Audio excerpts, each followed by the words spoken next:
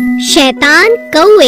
एक पेड़ पर बहुत सारे कौवे एक साथ रहते थे। वे किसी को भी अपने पेड़ पर आने ही नहीं देते थे। कौवे बहुत शैतान थे, हमेशा अपनी मस्ती में ही लगे रहते। एक दिन जंगल में चारों ओर अंधेरा ही अंधेरा हो गया। बरसात का मौसम था और जोर की आंधी चल पड़ी। कुछ ही देर में जोर की हवाएं चलने लगी। कुछ ही देर में एक चिड़िया आई और उसने कौवे से कहा, भाई कौवे, बरसात होने वाली है, मुझे भी थोड़ी देर अपने पेड़ पर शरण दे दो। क्या मैं थोड़ी देर यहाँ रुक जाऊँ? मौसम ठीक होते ही चली जाऊंगी। नहीं नहीं नहीं नहीं, तुम यहाँ से कहीं और चली जाओ। हमारे पेड़ पर हम पहले ही बहुत सारे कौवे हैं और हमारे बीच में तुम्हारा क्या काम? हमें बिल्कुल पसंद नहीं कि कोई और पक्षी हमारे पेड़ पर आए। तुम आगे जाओ, कोई और पेड़ मिल जाएगा, और अगर यहाँ जबरदस्ती आई तो मैं तुम्हें भगा दूंगा, समझी? चिड़िया समझ गई कि कौवा बहुत घमंडी है। बेचारी चिड़िया आगे उड़ती गई और उसे एक छोटा सा पेड़ मिला, मगर उस पेड़ के अंदर बहुत गहरी एक जगह थी जहाँ जाकर वह छिप गई। कुछ ही देर में जोर की बरसात होने लगी और बरसात के कारण सभी पेड़ इधर उधर गिरने लगे। चिड़िया का पेड़ बहुत छोटा सा था मगर मजबूत था, इसी कारण वह पेड़ नहीं गिरा। पूरी रात बरसात होती रही। जब सुबह हुई तो चिड़िया ने देखा कि सारे कौवे नीचे पड़े हुए थे, क्योंकि ओलों की मार के कारण सारे कौवे उस पेड़ से नीचे गिर गए थे। एक कौवे ने चिड़िया को देखा और बोला, तुम यहाँ पर थी, तुम्हें कुछ नहीं हुआ?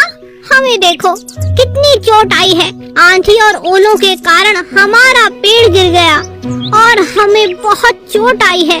भगवान ने मुझे सहारा दिया। भगवान के भरोसे ही मैं इस पेड़ पर रही, इसी कारण मैं आज भी जिंदा हूँ।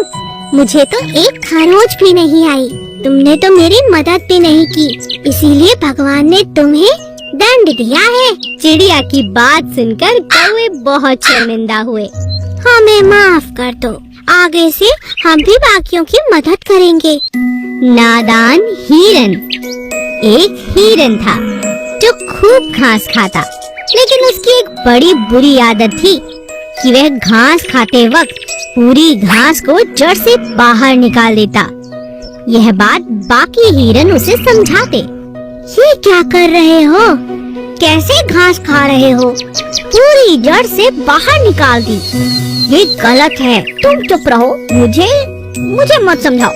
मैं जैसे चाहूँ वैसे अपनी घास खा सकता हूँ। मैं तुम्हें समझाना चाहता हूँ, अगर तुम ऐसे घास खराब करोगे तो इस घास को उगने में बहुत समय लगेगा। तुम्हें समझना होगा कि जड़ से नहीं निकालनी चाहिए। क्यों नहीं निकालनी चाहिए? तुम अपनी घास खाओ, मुझे परेशान मत करो। मगर हिरन कभी किसी की बात नहीं मानता। एक दिन शेर ने उसे घास खाते देखा तो हिरन शेर के डर से इधर उधर भागने लगा और बड़ी दूर तक भागता रहा। बहुत ज्यादा भागने के बाद उसे एक बड़ा सा झाड़ दिखाई दिया और वह उस झाड़ के पीछे जाकर छुप गया। बेचारा हिरन बुरी तरह से थक चुका था। वहीं पास में दूसरा हिरन घास खा रहा था। तुम्हें क्या हुआ? तुम यहाँ कैसे और यूँ भागते हुए क्यों आ रहे हो? क्या बात है? वो शेर मेरा पीछा कर रहा था। बहुत मुश्किल से जान बचाकर यहाँ पहुँचा हूँ। अरे रास्ते में कहीं छुपने की जगह ही नहीं थी। सारी घास तो तुमने जड़ से निकाल बाहर फेंक दी। हाँ, तुम ठीक कहते थे। आज के बाद इस बात का ध्यान रखूंगा। मुझे माफ करो। और इस तरह हिरन को अपनी नादानी समझ आई और दोबारा उसने ऐसी गलती नहीं की।